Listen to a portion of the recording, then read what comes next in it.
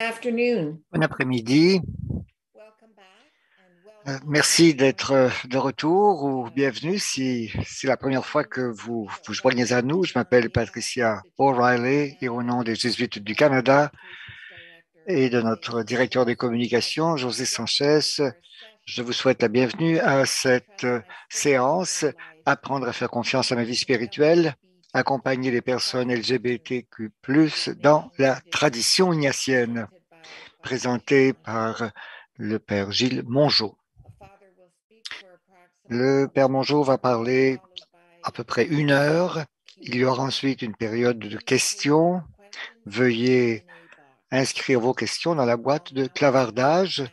Je vais maintenant demander à José de nous donner des indications sur l'interprétation. Alors, je vais maintenant parler français pour que tout le monde puisse choisir la langue de son choix.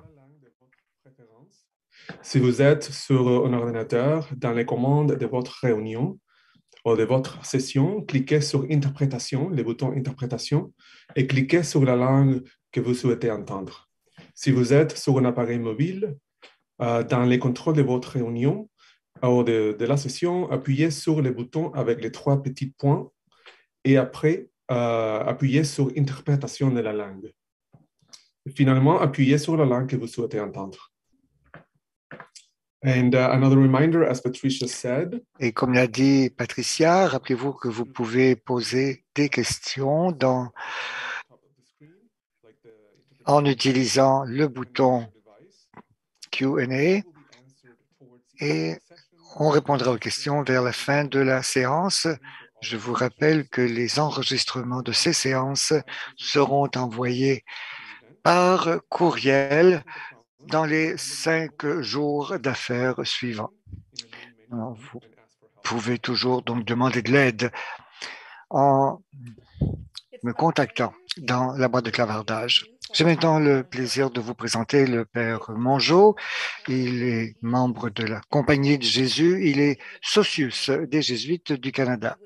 Né à Montréal et élevé à Ottawa, le professeur Mongeau a fait des recherches à l'Université de Fribourg en Suisse et à Boston College avant de terminer son doctorat en théologie à Regis College à l'Université de Toronto en 2003.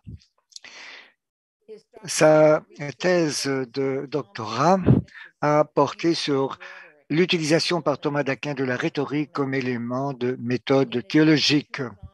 En plus de poursuivre ses recherches et son enseignement, le Père Mongeau est directeur spirituel et aumônier de retraite. Il travaille au ministère inclusif de la paroisse Notre-Dame de Lourdes de Toronto. Merci d'être des nôtres et je vous donne maintenant la parole, Père Mongeau.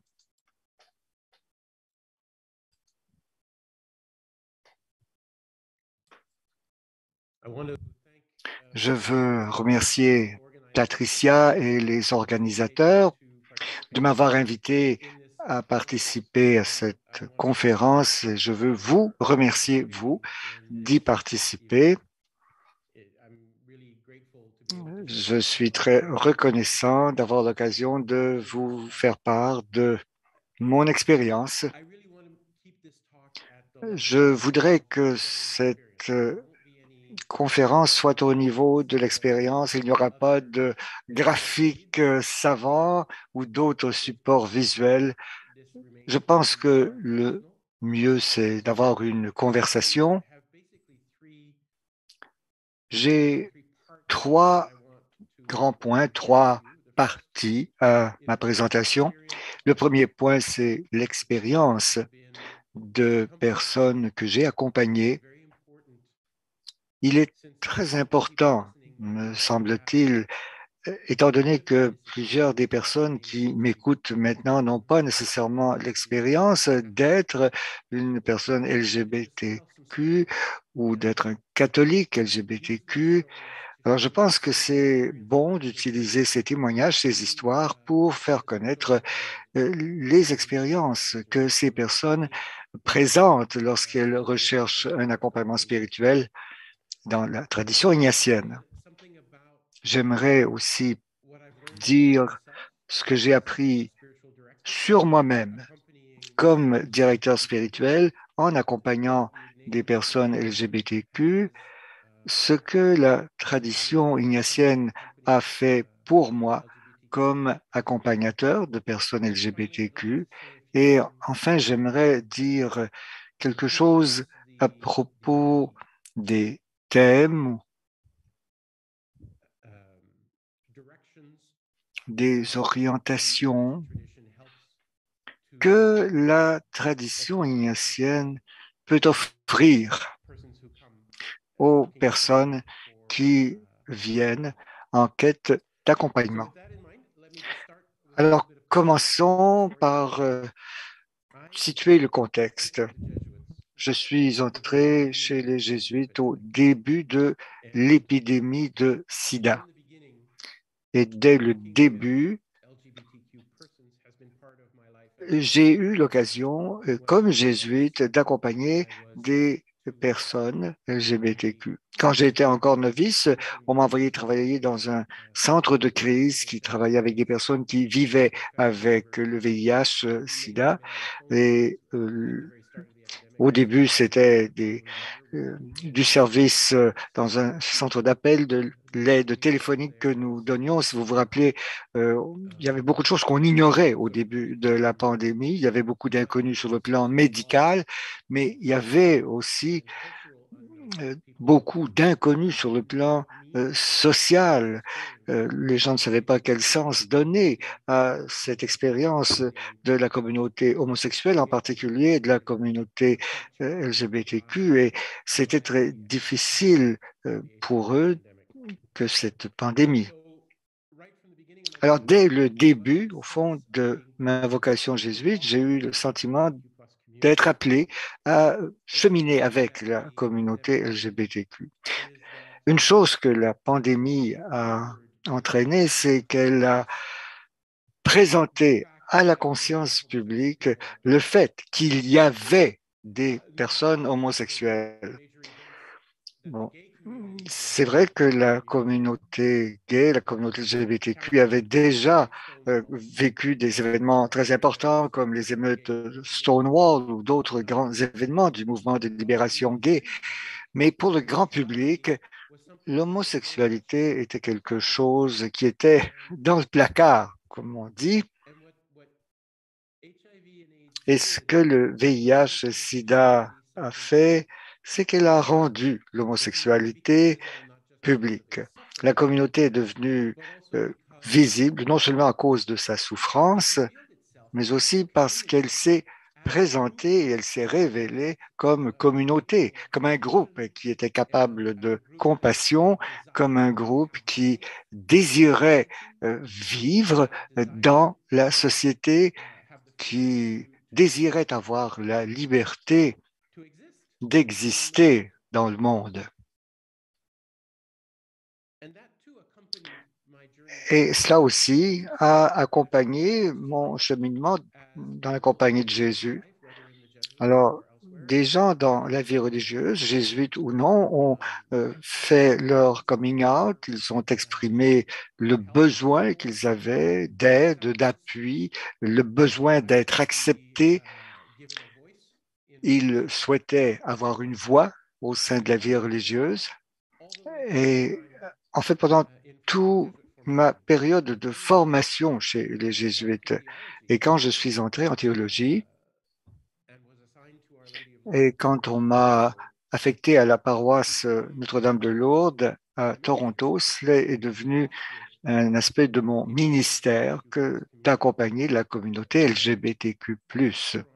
Quand je suis arrivé pour faire mes études de théologie, donc c'est les quelques dernières années avant l'ordination, eh bien c'était à ce moment-là le point culminant de la crise du VIH-Sida à Toronto. Les gens mouraient en grand nombre et j'étais envoyé dans la paroisse pour accompagner donc les personnes, des personnes qui étaient à l'article de la mort, leurs proches, leurs partenaires, les membres de leur famille. Et cet accompagnement, bon, non seulement de ma part, mais de toute l'équipe de la paroisse nous a exposés à la douleur de l'exclusion, le fait de se sentir exclu par les membres de sa famille, le fait de se sentir exclu par l'Église, et ce qui était encore aggravé par la crise sanitaire que vivaient les gens.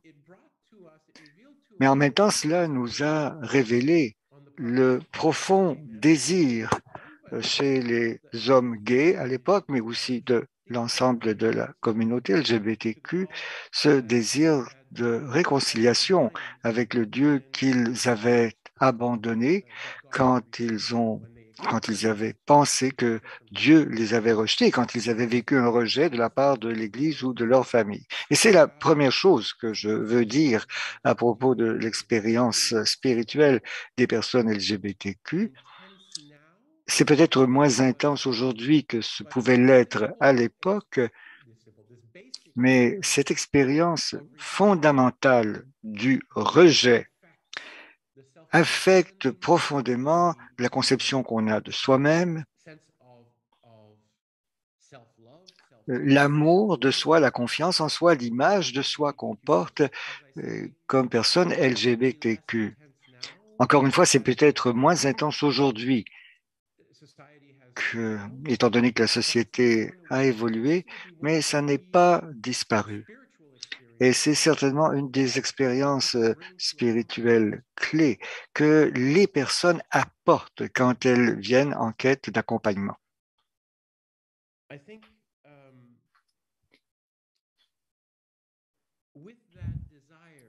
Avec ce désir de guérison de l'image de soi, ce désir de guérir sa relation à Dieu, il y a aussi donc un profond désir de profondeur spirituelle. Les gens avaient besoin d'outils pour s'ancrer donc au milieu de cette crise sanitaire de la pandémie de SIDA. Alors, ils cherchaient un endroit où pouvoir se tenir, soit pour affronter le rejet de la société ou pour, au fond, s'accepter eux-mêmes au moment où ils sortaient du placard. Donc, ils avaient besoin de profondeur spirituelle, d'un point d'ancrage profond. Mais en même temps, dans bien des cas, quand je cheminais avec des personnes que ces personnes étaient à l'article d'amour ou que c'était des partenaires ou des proches, il y avait un profond questionnement à propos du sens de leur expérience spirituelle. Et voici ce que je veux dire. Le message que les personnes LGBTQ recevaient de la société, de l'Église, c'était que leur vie intérieure, parce qu'ils se disaient, ils se sentaient euh, homosexuels ou lesbiennes ou gays, que leur vie intérieure, leur vie spirituelle était déformée, était malsaine. Alors plusieurs venaient à la paroisse, bon, en quête d'accompagnement spirituel, d'aide pastorale, mais avec l'impression qu'elles ne pouvaient pas faire confiance à leur propre vie intérieure. Plusieurs donc vivaient de la honte, de la culpabilité, parce que pendant des années, on leur avait dit que leur orientation sexuelle, c'était péché. Même s'ils vivaient leur vie, moi j'ai accompagné des personnes qui étaient très heureux dans leur vie de couple, qui avaient une vie professionnelle tout à fait réussie, mais en dépit de cette vie apparemment sereine, ces personnes portaient une honte, une culpabilité, parfois une haine de soi. Et c'était un fardeau dont ils n'arrivaient pas à se libérer. Je vais prendre deux exemples. Je vais vous parler de Richard, le premier homme que j'ai accompagné et qui mourait du sida, et je vous parler ensuite de Marc, qui n'était pas malade, mais qui venait à notre communauté donc de la messe de guérison à Notre-Dame de Lourdes. Donc Richard était déjà hospitalisé quand on m'a demandé d'aller lui rendre visite.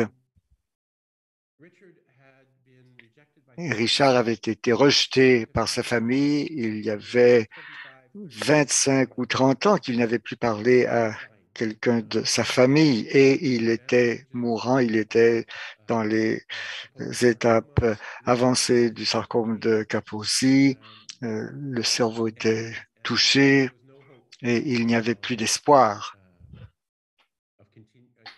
qu'il puisse vivre très longtemps. Il avait eu un excellent partenaire, c'était une expérience très positive et il avait eu une vie tout à fait réussie et sereine avec son partenaire à Toronto, mais au moment de mourir, il sentait un profond désir de réconciliation. Alors, je l'ai visité plusieurs fois et nous avons eu des conversations sur ce qu'il pensait. Alors, il ne s'agissait pas de direction spirituelle très avancée, mais de conversation simplement. Mais un jour, quand je me suis présenté à son chevet, il m'a demandé d'entendre, il m'a demandé donc à moi d'entendre sa confession.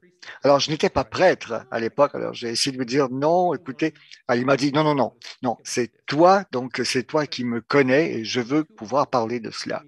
Et nous avons pris 2 heures et j'ai écouté tout ce qu'il avait sur le cœur. Je disais très peu de choses au fond, mais à la fin, je lui ai quand même dit qu'il me semblait, après avoir entendu tout cela, que Dieu était là pour lui et que Dieu voulait qu'il soit consolé. Bon, je ne me rappelle pas exactement ce que je lui ai dit, mais au fond, euh, dans ces 2 heures, la réconciliation s'est produite. La fois suivante, quand je suis allé de nouveau le voir, Richard avait une nouvelle demande. Il voulait se réconcilier avec sa famille. Son père était mort, son père l'avait chassé, donc, mais il était mort depuis, mais il y avait toujours sa mère et sa sœur. Il m'a demandé de prendre contact avec elles. Je l'ai fait et je les ai amenées à l'hôpital.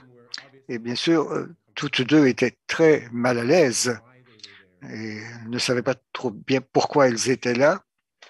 Mais Richard a été capable, simplement à partir de l'expérience qu'il avait vécue, d'avoir été accueilli par Dieu, par le Christ, il a été capable d'offrir la même chose à sa mère et à sa sœur. C'était un très beau moment. Alors, pourquoi est-ce que je veux vous parler de cela?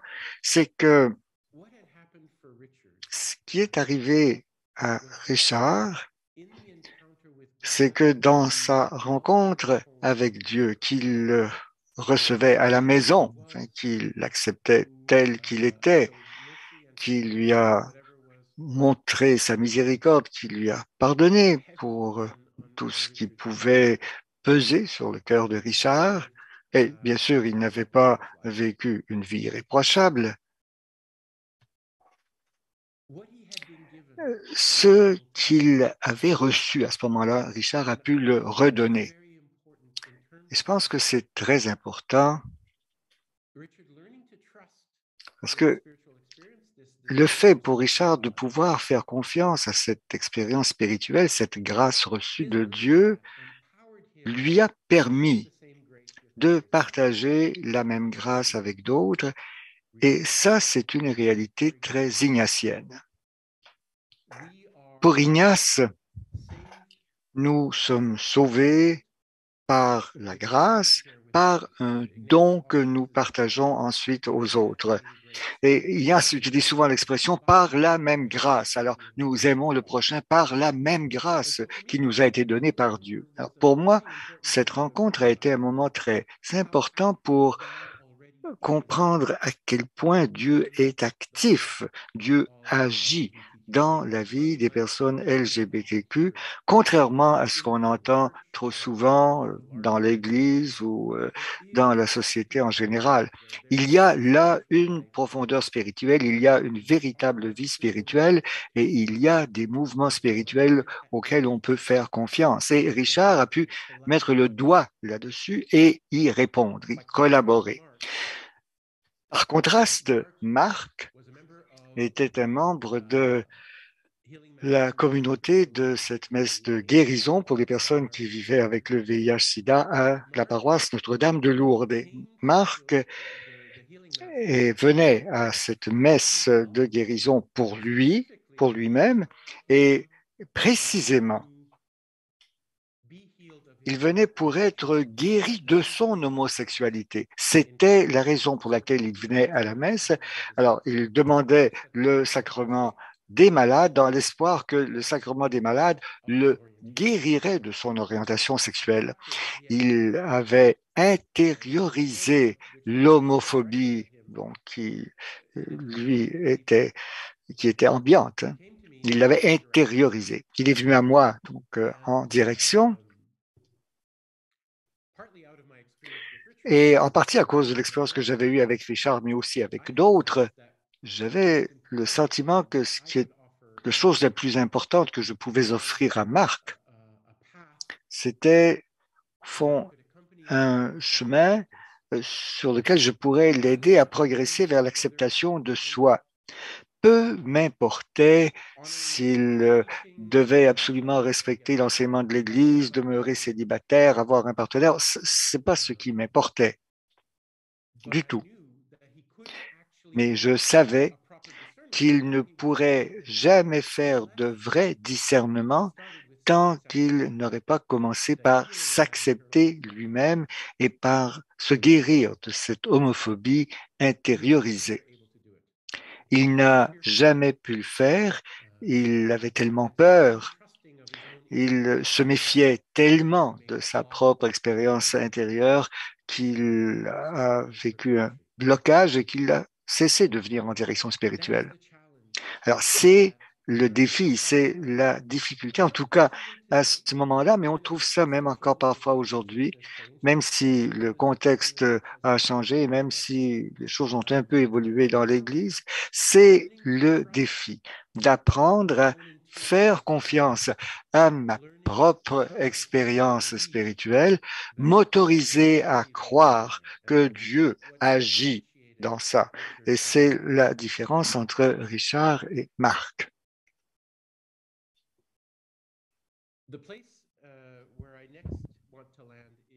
Ce dont j'aimerais maintenant parler, c'est de l'expérience d'accompagnement d'un partenaire de quelqu'un qui mourait du sida et qui lui-même n'était pas catholique, mais qui, en voyant son partenaire aller vers la mort dans une certaine sérénité et dans une grande paix à cause de sa foi, a souhaité lui-même devenir catholique. Cela me faisait entrer dans un autre élément important de l'expérience LGBTQ+, c'est-à-dire que, contrairement à ce qu'on nous dit trop souvent, ce que j'ai vu en rencontrant cet homme, d'abord, c'était sa grande sollicitude pour son partenaire qui était mourant, sa grande maturité spirituelle, sa profonde acceptation de lui-même comme homme gay et la liberté que cela lui donnait d'explorer la possibilité de devenir catholique en dépit des messages qu'il pouvait recevoir de l'Église. Alors, cette acceptation de soi s'est développée, me semble-t-il, dans la communauté gay, dans la communauté LGBTQ avec les années, et cela change le contexte de façon sensible. Parce que le fait d'avoir ce niveau d'acceptation de soi, mais cela vous donne la liberté de vous engager dans une expérience intérieure et en lui faisant confiance. Alors, il avait ce qu'il lui fallait faire, c'était d'apprendre à prier avec Jésus, mais il avait déjà une expérience spirituelle, il avait pratiqué le yoga, le bouddhisme, et lui, ce qui l'intéressait, ce qu'il s'agissait pour lui de faire, c'est d'apprendre à entrer en relation avec Jésus. Mais ça, c'était décisif. Et là encore, c'est un point sur lequel la tradition ignatienne peut aider, parce qu'elle est axée sur la rencontre de Jésus comme ami Et elle nous invite à développer une image du Christ et une image de Dieu comme de quelqu'un qui se soucie de moi activement et qui s'emploie à me donner de bonnes choses. On peut penser par exemple à la contemplation ad amorem, le dernier exercice qu'il propose aux personnes qui font les exercices spirituels. Alors c'est un exercice où on invite la personne à passer en revue tous les dons qu'elle a reçus, non seulement pendant la retraite, mais pendant toute sa vie, et de voir en Dieu celui qui m'a aimé activement et qui m'a montré son amour en action, pas en mots, pas de façon théorique, mais par, en me partageant la vie, en me donnant la grâce et en se donnant lui-même moi en Jésus. Alors cet homme donc, qui a pris conscience de tout cela est devenu vraiment l'un des piliers de la paroisse. Il n'a pas participé à la messe pour le VIH, mais il est devenu un membre très actif de la communauté paroissiale. Et c'est justement le point suivant que je voudrais aborder, à savoir que la réception de l'amour de Dieu, l'accueil des dons de Dieu libère. Et cela permet à la personne d'offrir à son tour ces mêmes dons à d'autres. Cela devient la base de la participation de la personne à la mission de Jésus et à la vie de la communauté. Cela donne à la personne le moyen d'exercer un certain leadership. Là, je ne parle pas nécessairement d'exercer le ministère, mais cela donne une liberté d'action avec assurance et dans la paix, comme participante ou participant à la mission de Jésus pour le bien du monde dans la communauté. Alors, cette réalité, c'est quelque chose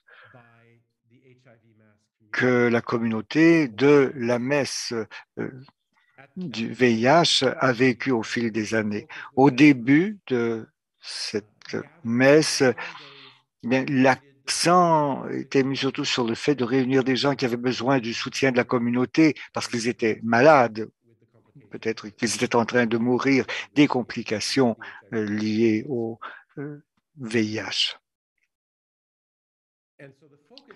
Et alors, l'accent était mis beaucoup sur le sacrement des malades, sur le fait d'être présent aux personnes qui étaient à l'article de la mort.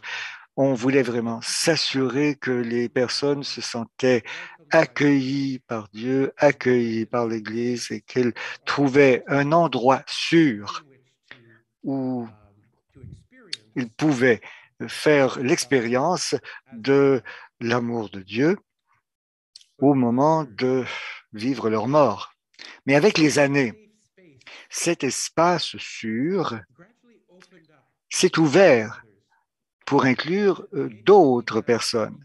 La messe du VIH est devenue un lieu sécurisé pour tous les membres de la communauté LGBTQ+, pour toutes les personnes aussi qui souhaitaient devenir des alliés de ces personnes.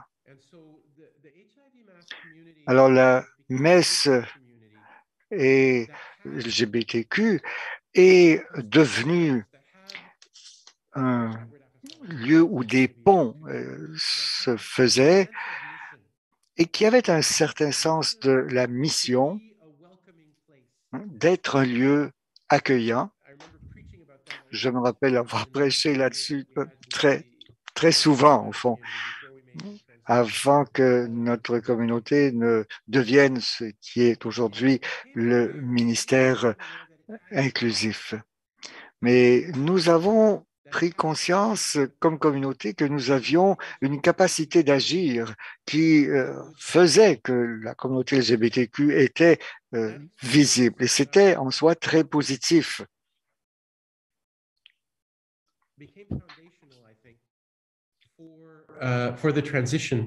Cette expérience était essentielle pour la transition, mais il manifestait tout à fait que l'expérience d'Ignace d'être aimé par Dieu en geste, recevoir un geste concret de Dieu, de réconciliation, de guérison, d'accueillir, mais que ce geste permet à quelqu'un, habilite une personne à devenir un agent de réconciliation, etc., de guérison, quelqu'un qui peut porter le deuil avec un autre et marcher avec une autre. Et cette expérience, le ressenti, cette expérience, et c'est très fondamental. C'est pas juste c'est pas juste pour les individus dans la communauté ignatienne, ça se produit dans toute la communauté et je vais en parler davantage plus tard. Il y avait une autre expérience à Notre-Dame-de-Lourdes pour les gens LGBTQ. C'était la rencontre dignité mensuelle qui incluait le partage des réflexions, des aliments aussi, et une messe.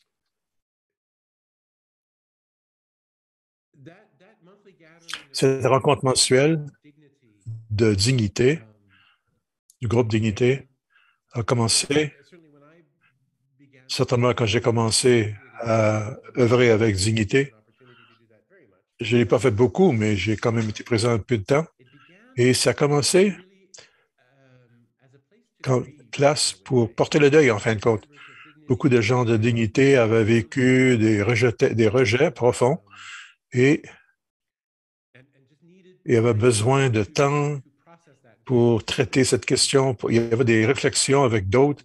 Et donc, le partage en réflexion était très important pour les gens de partager leur vie, leur expérience, de célébrer qui ils étaient. Il y avait beaucoup de colère, de douleur, je dirais, dans cette génération-là de catholiques LGBTQ+.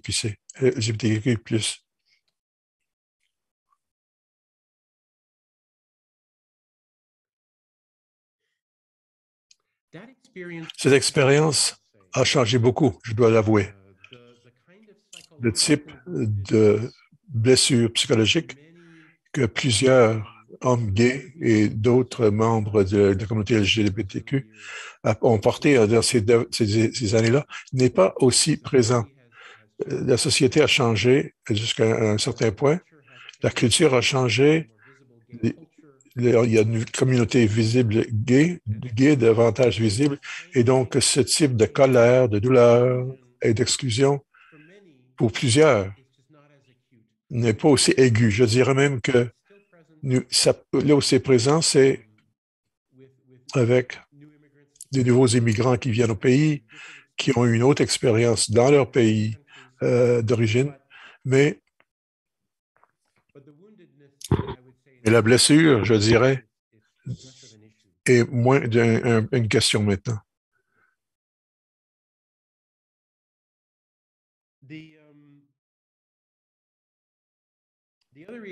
L'autre réalité avec laquelle je travaillais à l'époque, c'était la rencontre avec la théologie de libération gay dans mes études théologiques et c'était mon introduction à une autre sorte d'expérience d'être un membre LGBTQ+, dans l'Église. Mes pères, PAIRS, dans mes études, étaient plus jeunes. Je pourrais dire qu'ils n'avaient pas vécu la sorte de rejet, d'exclusion. Ils n'ont pas porté de blessures psychologiques, même s'il y avait beaucoup de colère. Mais il y avait une confiance et un autre type d'expérience. La jeune génération était différente. La démarche de se mettre d'accord avec l'orientation, même si c'était difficile, c'était autre, tout simplement autre. Si on n'avait pas vécu le rejet dans la famille, il y avait quand même d'autres places où on pouvait trouver une acceptation et un accueil. Vous savez, mon propre travail avec les conseils scolaires catholiques mis en œuvre des guides, des directives pastorales pour travailler avec les étudiants LGBTQ, montraient que même dans les écoles secondaires catholiques, il y avait des possibilités de trouver de l'appui, de trouver de l'aide. Et donc, il y a moins de cette pesanteur psychologique et une plus grande acceptation de soi. Mais en même temps, je propose que le message social concernant le fait d'être LGBTQ+, était en surface plus positif, mais encore c'est un peu confus. On entend beaucoup dans la communauté gay et la communauté LGBTQ+, on entend des gens qui se plaignent que, par exemple, les célébrations de Pride sont devenues trop commercialisées et ont été assumées par des intérêts commerciaux et d'un message beaucoup plus superficiel. Il y a beaucoup d'inquiétudes, par exemple, concernant certains dans la communauté LGBT+, que le corps présenté dans la publicité, dans les célébrations Pride, que l'image du corps présenté, surtout du corps masculin, mais en général, on sexualise et on génitalise en fin de compte l'événement de l'expérience gay. Et tout ça n'est pas quelque chose de positif pour des jeunes gays et personnes gays ou lesbiennes. C'est pas un message, c'est un message confus. D'un côté, on voit des images d'hommes, des hommes et des femmes gays à la télévision, dans les films, etc. Mais c'est un message confus, ambigu. Il faut que ce soit bien discerné. Il y a une absence de modèle pour les jeunes personnes LGBTQ. Il n'y a pas de visibilité qu'un quelqu'un cisgenre ou hétérosexuel peut attendre. Une jeune personne hétérosexuelle peut s'attendre, peut faire le tour et voir visiblement ce que c'est que d'être homme. Voici ce que c'est que d'être femme. Voici ce que c'est que d'être marié. Il n'y a pas ce genre de visibilité pour les jeunes personnes. Donc, c'est un autre défi qui est présenté. C'est pas parce qu'il y a un rejet maintenant, mais il y a une dimension cachée, mélangée, qui, une fois de plus, amène à des luttes internes dans la compréhension qu'on peut avoir de quelle est mon expérience intérieure personnelle. Je veux être public, je sens un attrait pour quelqu'un d'autre qui est du même sexe, mais comment est-ce que je le fais bien? Comment est-ce que je le fais bien? Comment est-ce que je discerne ça? Ça, c'est une nouvelle question qu'on se pose, qui exige, une fois de plus, une autre sorte de présence, une autre sorte d'accompagnement et d'accueil.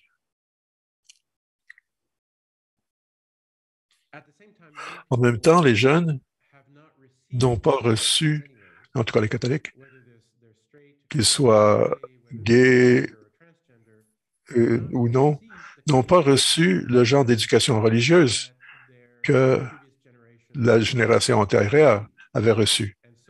Et donc, ils viennent, se posent ces questions avec une expérience un peu confuse, avec toutes sortes de questions concernant leur identité en tant que catholique. Est-ce que je veux me préoccuper?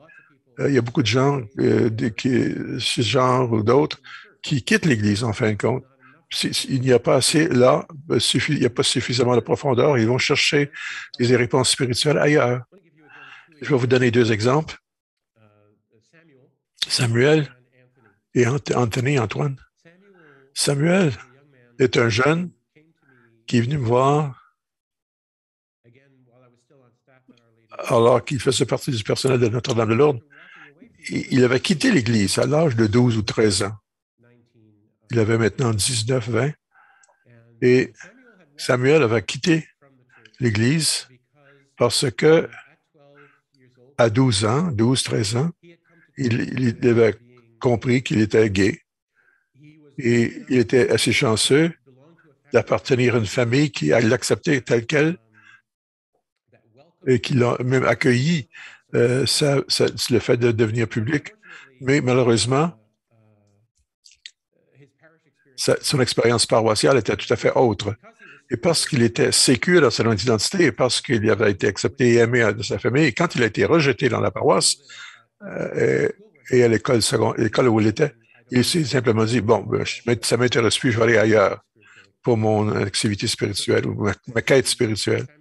Et Samuel était quelqu'un qui avait déjà une certaine dose d'expérience spirituelle. Et donc, il a quitté, il est parti, il s'est rendu dans une spiritualité axée sur la création, des choses comme ça, qui étaient très utiles pour un certain temps.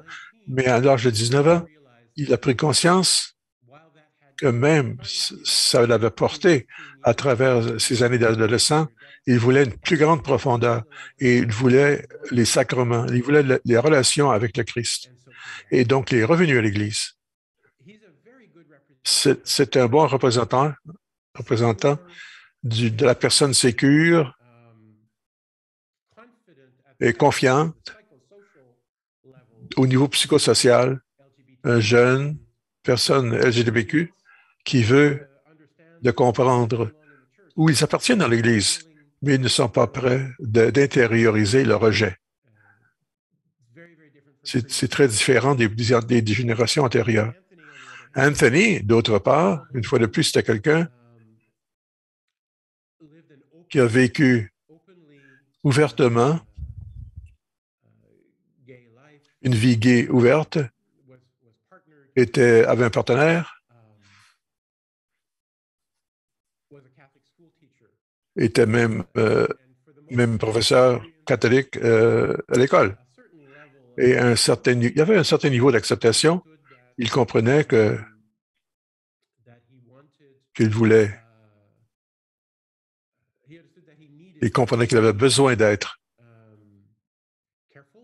attentif et prudent sur la façon du niveau de sa visibilité dans l'école catholique à cause du règlement du conseil scolaire où il était, où le conseil scolaire n'était pas tellement ouvert à ce moment-là. Il était confortable avec ça et il manifestait sa vie ouvertement. Mais quand son partenaire l'a quitté, quand le mariage s'est dissous, il est venu voir pour la direction spirituelle, cherchant un appui, une aide pour traiter de cette réalité. Mais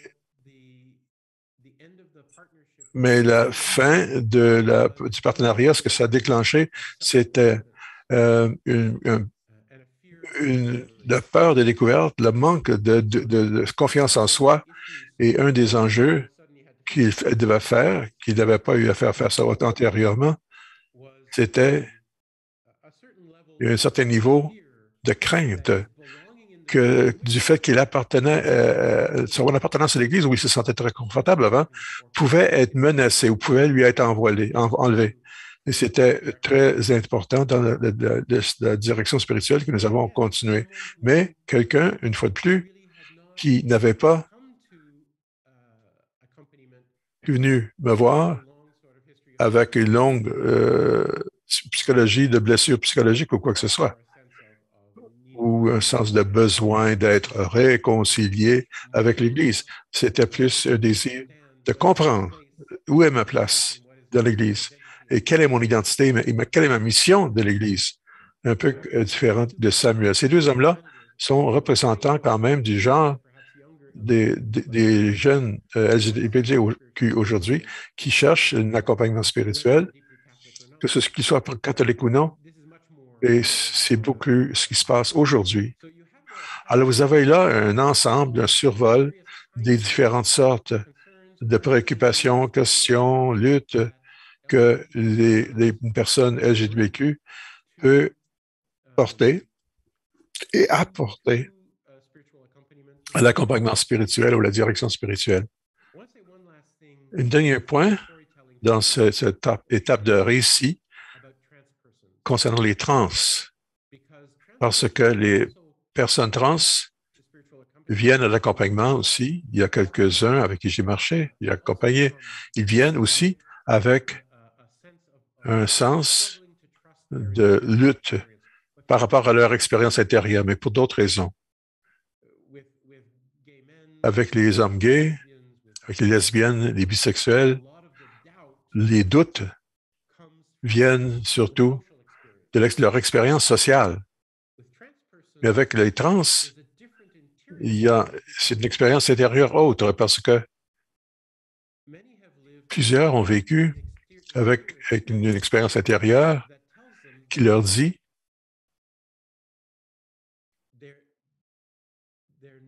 qu'ils ne sont pas la personne que leur corps est en train d'émettre ou leur corps dit être. Cette expérience de dysphoria plus fort ou plus faible, cette déconnexion avec leur expérience corporelle. Et ça fait partie de la lutte pour les gens qui cherchent à comprendre à quoi est-ce que je suis appelé à être. Je suis un homme dans un corps de femme ou une femme dans un corps d'homme. Bon, je cherche des termes trop gros, mais en fait, il y a un sentiment d'erreur dans leur vie intérieure. Et ça peut durer longtemps. Et en plus d'avoir des messages sociaux, tout comme les gays, lesbiennes, et bisexuels et asexuels. Une personne trans doit être d'accord avec une expérience interne qui semble en distorsion, qui est ils ont une difficulté d'être en relation avec ce que leur corps leur montre. Et c'est très important de prendre conscience de ce qui suit parce que c'est quelque chose qui exige beaucoup de discernement. En même temps, au niveau de comment la transition est gérée dans la société par la société médicale aujourd'hui, il y a des vrais obstacles, des vrais défis. Et tout le monde est d'accord. À ce que je sache, en écoutant les experts médicaux, les psychologues et les personnes trans, tout le monde est d'accord qu'il y a besoin d'avoir beaucoup de counseling, beaucoup d'accompagnement, d'aider la personne à accepter leur expérience intérieure et extérieure avant de faire une intervention clinique ou médicale. C'est vrai sur ce qu'on dit théoriquement. Il y a un programme qui est le programme le Sick Kids Hospital de Toronto où toutes ces étapes sont en place. Mais trop souvent, et je me fie ici à ce qui a été partagé par des gens trans, trop souvent, la profession médicale veut sauter trop vite, passer à l'intervention clinique, médicale et donc l'hormonale. Donc, une personne qui va aller voir un médecin, si le docteur accepte la personne trans, et très rapidement, ils vont passer à la thérapie hormonale, ils vont parler de l'intervention chirurgique, mais ce n'est pas nécessairement quelque chose, une bonne façon de procéder. Aider les gens à intégrer leur expérience intérieure, c'est très important. Et une fois de plus, c'est ici où la tradition ignatienne peut être très utile. Et dans mon expérience, a été très utile alors que j'ai marché avec des personnes trans. Bon, voilà, vous avez, à travers des récits, un sens de ce que les personnes LGBTQ apportent quand ils viennent me voir pour la direction spirituelle. Je vais dire quelque chose très rapidement concernant ce que la tradition ignatienne a fait pour moi alors que j'ai accompagné les gens. Et ensuite, je veux dire quelque chose contre les thèmes et les mouvements que la tradition ignatienne apporte, contribue à marcher avec les gens qui sont LGBTQ. Donc, accompagner les gens dans la tradition ignatienne, qu'est-ce que ça m'a fait à moi ou pour moi? Je pense qu'un des dons que les exercices m'ont offert, alors que je marche avec les personnes LGBTQ, c'est dans la tradition, sur ce qu'on appelle ignatienne, c'est cura personalis, le soin de la personne. La position de quelqu'un qui dirige ou qui accompagne dans la tradition ignatienne, c'est que nous avons soin de toute la personne. Nous sommes préoccupés par chaque dimension de l'expérience intérieure de la personne et de la vie de la personne. Et donc, ce n'est pas simplement une question d'isoler la partie morale ou la partie spirituelle ou la partie psychologique ou la partie physique et diviser la personne en morceaux. Non, c'est d'essayer de se concentrer sur qu'est-ce qui va aider cette personne à grandir, à fleurir devant Dieu et en relation avec le Christ. Et donc, en écoutant, je suis attentif à cette plénitude, cette intégralité, et je cherche le mouvement ou les mouvements qui orientent vers cette plus grande vie, cette plus grande liberté, cette plus grande don d'agence, d'habilité qui représente le fait d'être une personne pleine, heureuse devant Dieu et en relation avec le Christ. Et ça inclut le fait que la personne n'est pas autonome. En relation avec Dieu, dans la tradition ignatienne, ce n'est pas une question de faire des gens dans une unité fermée qui se repose dans une certaine joie autonome. Non, ce que j'ai dit, quand j'ai parlé de contemplation, la tradition ignatienne concerne être ouvert et d'être aimé par Dieu activement et de répondre à cet amour en service du voisin, du prochain. Donc, j'incarne l'amour de Dieu dans et par un service actif auprès du voisin où ce don de soi est l'expression même de ma relation avec le Dieu. Et donc, il y a un genre de une auto-transcendance interne à travers le service, à travers le don de soi. C'est ce que ça veut dire que d'être un être humain dans la tradition ignatienne et dans cette façon d'accepter la vie chrétienne. Et donc, s'approprier la vie chrétienne. C'est donc une position que la tradition ignatienne c'est la position dans laquelle je suis quand j'écoute. Mais c'était un vrai don, ça, parce que ça me libère d'inquiétude concernant un détail ou l'autre détail de l'enseignement d'Église. Toutes ces choses-là sont importantes, bien sûr. Mais mon objectif à moi, comme j'ai dit, c'est d'aider la personne devant moi, tenir compte de tout ça, bien sûr. Mais à l'intérieur du cadre de tout ça, dans le cadre d'une vie qui est une expression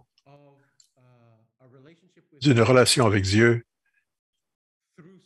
à travers le service, à travers le don de soi, à travers l'amour du voisin. Et ça a marché vraiment. Oui, ça implique la guérison, c'est aider la personne à s'accepter. Oui, il faut savoir se connaître tel qu'aimé par Dieu, mais ça implique aussi, surtout, à être attentif en tant que directeur qui accompagne, il faut être attentif aux trajectoires l'amour de Dieu à travers et dans la vie de cette personne. Ce fil ou cette trajectoire qui aide la personne à comprendre qui ils sont devant Dieu et ce qu'ils sont appelés à faire à cause de cette identité et ils le font à travers l'amour de leur prochain. Et l'autre élément clé, c'est ce dont j'ai déjà parlé beaucoup quand j'ai parlé de l'expérience spirituelle, que ce que les personnes LGBTQ m'amènent quand je suis en direction avec eux. On l'appelle, c'est apprendre à avoir confiance dans sa propre expérience spirituelle. Ignace est très clair là-dessus, et que ma position en tant que directeur doit avoir confiance que la personne a une expérience personnelle spirituelle, que Dieu travaille dans la vie de cette personne pour les amener à une place de plus grande liberté, de plus grande capacité de donner d'eux-mêmes et auprès du voisin, dans l'amour de Dieu. Donc, avoir confiance que le Créateur est déjà là pour traiter avec la créature. Il ne faut pas que je m'ingère inutilement là-dedans, comme si Dieu avait besoin de moi d'être quelque chose dans cette vie. Non, mais moi, je dois être attentif à la façon que Dieu traite déjà dans cette personne devant moi, de façon que ma confiance dans leur expérience spirituelle peut être un instrument d'eux qui commencent à avoir confiance dans leur expérience aussi.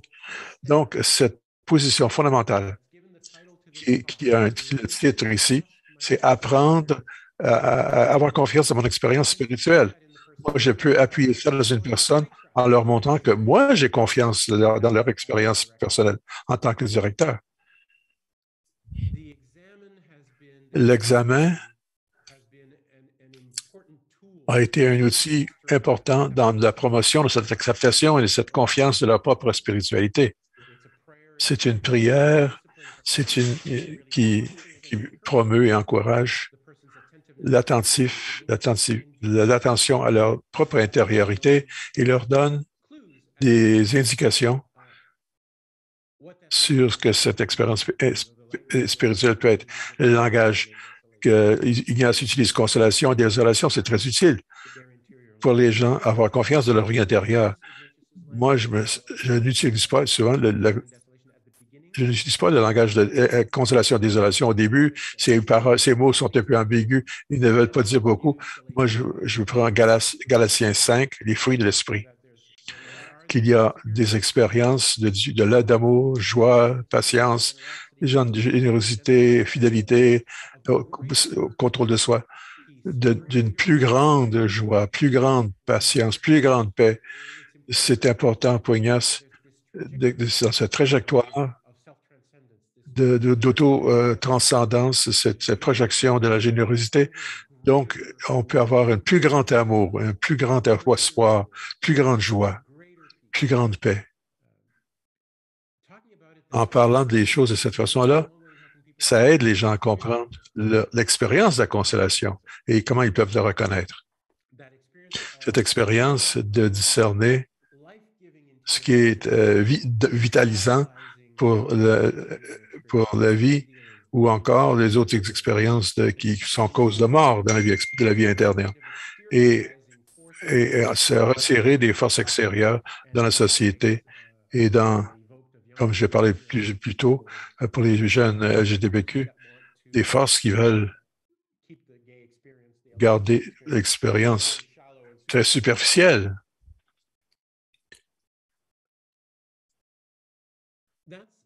Alors, voilà ce que la tradition ignatienne a fait pour moi. Je vais parler maintenant un peu de ce que j'ai vu se produire avec les personnes LGBTQ en utilisant les outils de l'exercice et la tradition ignatienne.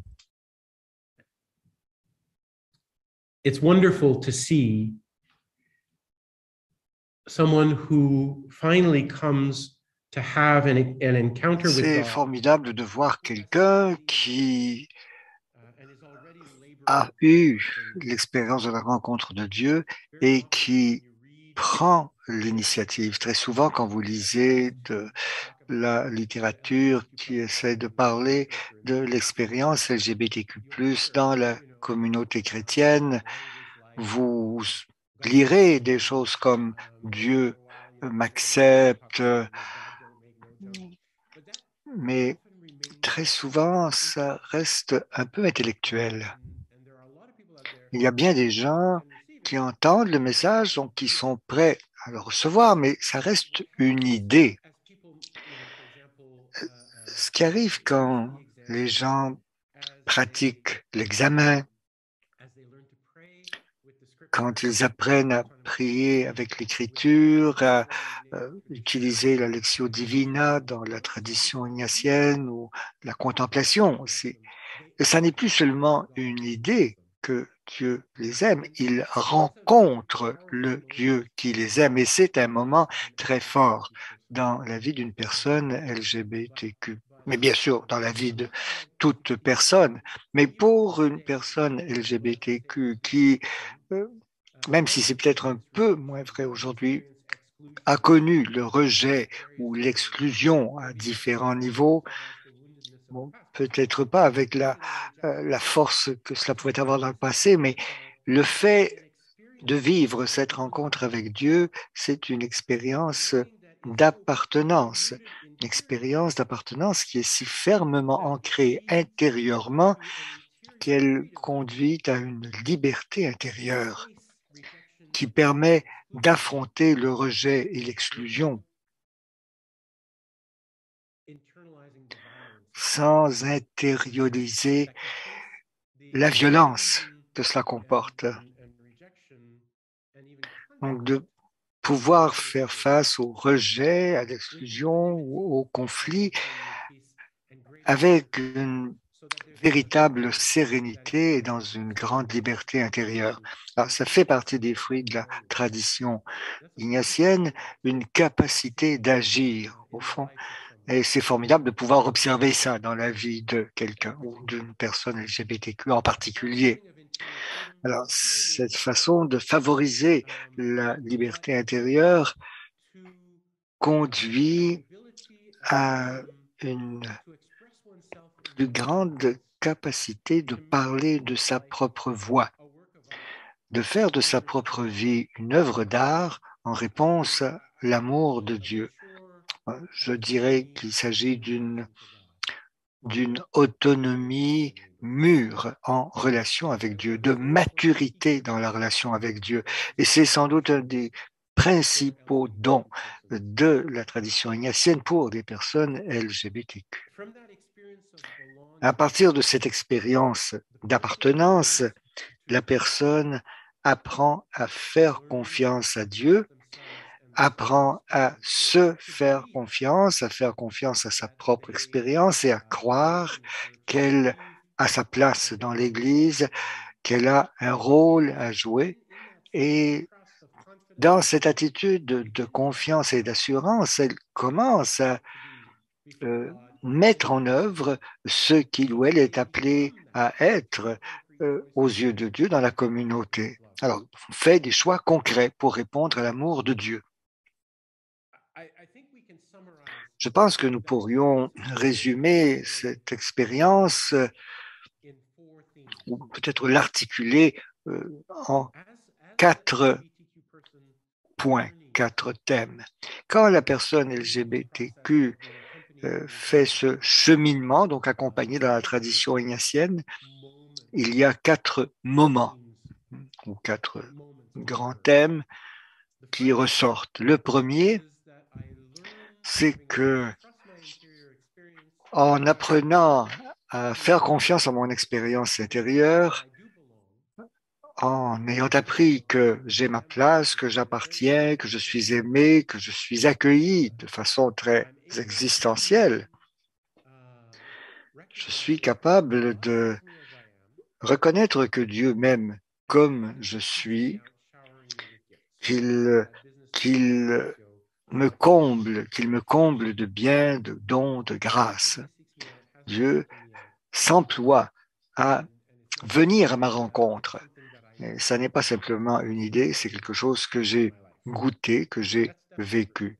Ça, c'est la première chose. Ensuite, il y a un deuxième moment qui consiste à laisser Dieu ou laisser Jésus me révéler qui je suis devant Dieu. On laisse Dieu me dire mon identité comme personne aimée de Dieu. Quand vous vivez une relation d'amour, vous découvrez qui vous êtes en grande partie à travers la perception de l'autre, ce que vous comprenez de la façon dont la personne qui vous aime vous traite. Si cette personne me traite de telle façon, bien, cela me montre qui je suis. C'est extrêmement positif. Nous sommes les intermédiaires de l'identité de l'autre dans cette relation d'amour. Ce deuxième temps consiste à permettre à Dieu de me montrer cela, d'apprendre à discerner qui Dieu pense que je suis, qui Dieu souhaite que je sois en réponse à son amour. Et c'est le deuxième moment, laisser Dieu, Jésus, me révéler qui je suis et l'accepter. Parce que cela devient la base, étant ancré dans cette identité qui ne vient pas de ce que les gens pensent de moi, de ce qu'ils disent de moi, qu'ils m'excluent, qu'ils me rejettent ou non. Non, fermement ancré dans cette relation à Dieu, en sachant qui je suis devant Dieu, cela me donne la capacité, donne à la personne LGBTQ la capacité de dire, eh bien, si c'est bien ce que je suis, comment est-ce que je suis appelé à traduire cela en action concrètement dans la communauté chrétienne, dans le monde?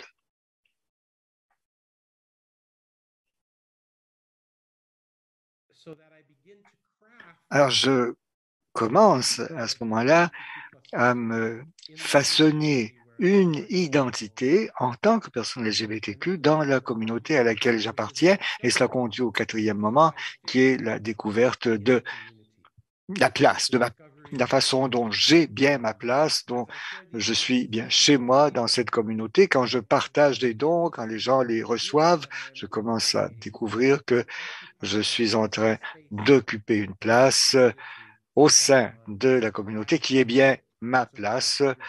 Et c'est cette compréhension de non seulement ce que je suis devant Dieu, mais de ce que je suis, qui je suis dans l'Église et dans le monde. Et la façon dont j'incarne ce que je suis. Je pense que je vais m'arrêter ici. J'en ai dit beaucoup, peut-être en peu de temps. Et tout ce que je voudrais faire maintenant, c'est de vous remercier pour votre attention et vous inviter maintenant à la période de questions qui suit tout de suite. Merci beaucoup.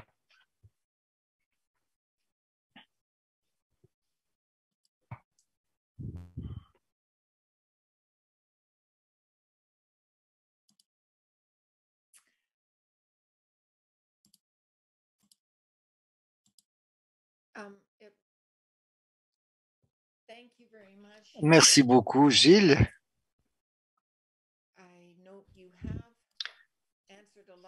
Je vois que vous avez déjà répondu à plusieurs des questions qui vous ont été posées, mais nous en avons encore quelques-unes pour vous. Alors, pourriez-vous préciser si les noms que vous avez donnés, par exemple, comme Richard et Marc, est-ce que ce sont vraiment les noms des personnes avec qui vous avez travaillé? Non, non, non, ce sont des noms que je leur ai prêtés. Là, ce ne sont pas les vrais noms de ces personnes. Alors, évidemment, un directeur spirituel doit évidemment respecter la confidentialité. D'accord? Alors, comment pourriez-vous aider une personne LGBTQ+, qui a vraiment des problèmes avec l'enseignement de l'Église? Comment est-ce que vous pouvez l'accompagner? Très souvent, les gens viennent en direction et ça semble être la question la plus pressante pour elles. Donc, il faut absolument donc que je puisse me réconcilier avec cet enseignement Alors, soit que je désire suivre cet enseignement, ou alors je ne peux pas l'accepter. Les gens arrivent avec toutes sortes de positions ou d'inquiétudes, de problèmes avec l'enseignement d'Église sur l'homosexualité. Généralement, j'encourage les gens à ne pas s'attaquer à ça tout de suite, précisément pour les raisons que j'ai exposées dans la conférence. Alors, donc, les questions, les problèmes de conscience, ce dont il s'agit ici, donc pour pouvoir réagir ou répondre en conscience à l'enseignement de l'Église, cela demande beaucoup de maturité spirituelle et un niveau élevé de liberté spirituelle. Alors, comment est-ce que je les aide? Eh bien, je les aide à cultiver leur vie spirituelle, justement. Je les aide à vivre d'abord ces expériences d'appartenance, de vivre le lien au Christ dans la communauté chrétienne et à partir de cette expérience, en particulier l'expérience d'avoir vraiment trouvé sa place dans la communauté chrétienne. Alors, à partir de là, il devient possible d'aborder des questions comme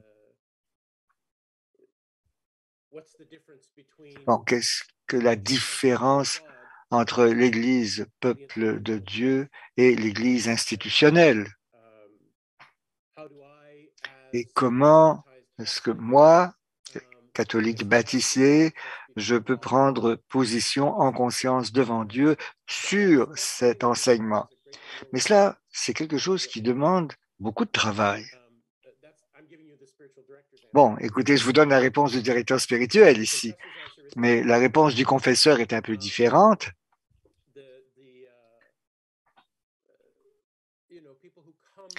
Les gens qui viennent avec cette question au sacrement de la réconciliation, alors, à ce moment-là, ma responsabilité, c'est de les aider à donner un sens à leur expérience morale sur cette question et de les amener à un point où eux-mêmes, bon, les gens pensent que le travail du confesseur, c'est de donner ou de refuser la permission. Là. Mais non, mais dans un cas comme celui-là, la responsabilité du confesseur, c'est de mettre la personne devant sa conscience et devant le Seigneur.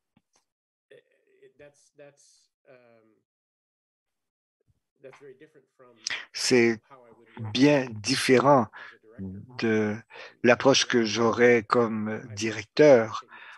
Et comme directeur, je préfère prendre mon temps et aider la personne à cheminer, à développer donc cette base spirituelle, cette expérience d'appartenance à la communauté chrétienne. Et ça, c'est quelque chose dont il ne peut pas lui être arraché ensuite. Et à partir de cela, dans cette expérience de liberté, elle peut faire un discernement en conscience sur ce qu'elle fera de l'enseignement de l'Église. De quelle façon les personnes gays peuvent-elles s'épanouir dans la communauté catholique? De toutes sortes de façons. Il y a une question qui a été posée aussi à propos de notre projet là, du ministère inclusif à la paroisse Notre-Dame de Lourdes et de ce qui s'y fait. Alors, ce projet donc du ministère inclusif est une expérience unique que nous avons à Notre-Dame de Lourdes. Alors, la communauté là-bas se voit comme un pont entre la communauté LGBTQ+ et l'Église. Et je vois que quelqu'un vient de mettre le site web, donc dans la boîte de clavardage, le site web de la communauté. Enfin, tout ce que cela fait, c'est d'offrir un lieu accueillant un lieu où les gens peuvent faire différentes activités qui les aident à approfondir leur vie spirituelle de façon communautaire. Parfois, il y a des films, il y a des groupes de lecture, il y a des conversations spirituelles, un partage d'expériences spirituelles et l'Eucharistie, bien sûr, la messe. Et ces différentes activités sont conçues pour soutenir, favoriser l'épanouissement. Mais encore une fois, l'épanouissement dont nous parlons ici, c'est l'épanouissement de toute la personne. Non, mais je pense que si je m'en vais dans cette ligne-là, je vais en dire trop là, mais le but, au fond, c'est de donner des occasions de faire des expériences d'appartenance qui vont fonder un sentiment d'assurance et de confiance en moi-même, en la communauté chrétienne, en Dieu. Et sur la base de cette confiance, de cette assurance, je peux devenir membre de la communauté, un certain type de personne et assumer un certain leadership.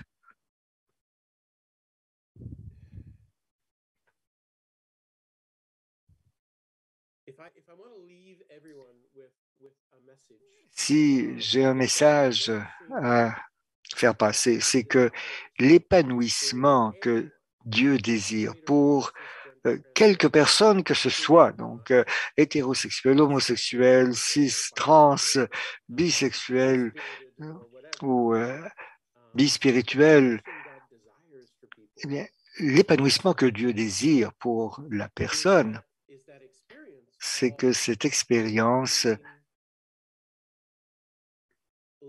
d'incarner l'amour de Dieu dans ma vie par le don de moi aux autres, bon, c'est l'épanouissement dans la tradition ignatienne et c'est aussi accessible aux personnes hétérosexuelles qu'aux homosexuels, qu'aux personnes trans, qu'aux personnes cis.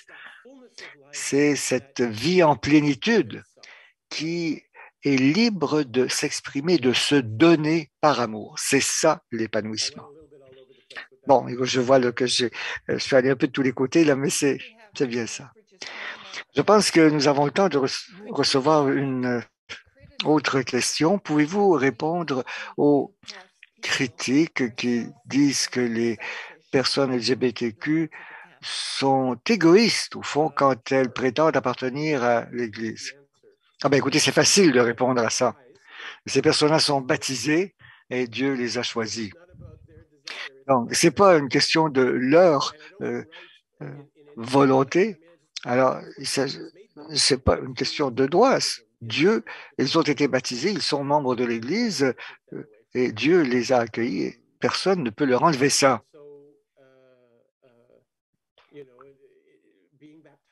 Et le fait d'être baptisé comporte des responsabilités et ces personnes devraient avoir la possibilité de s'acquitter de ces responsabilités. C'est ça. Ce n'est pas une question d'égoïsme, c'est le fait de vivre son baptême. Merci. Alors, Père Gilles, merci pour votre communication profonde, intéressante. Vous avez abordé ce sujet délicat mais très important d'une façon qui le rend accessible. Merci d'avoir traité plusieurs de nos questions et merci de nous avoir donné encore d'autres questions auxquelles réfléchir. Je veux aussi remercier José qui a animé cette journée, Fanny et nos interprètes, Michel et Albert. Et surtout, merci au public, à tous les participants. Alors, c'est pour vous, bien sûr, que nous faisons tout cela.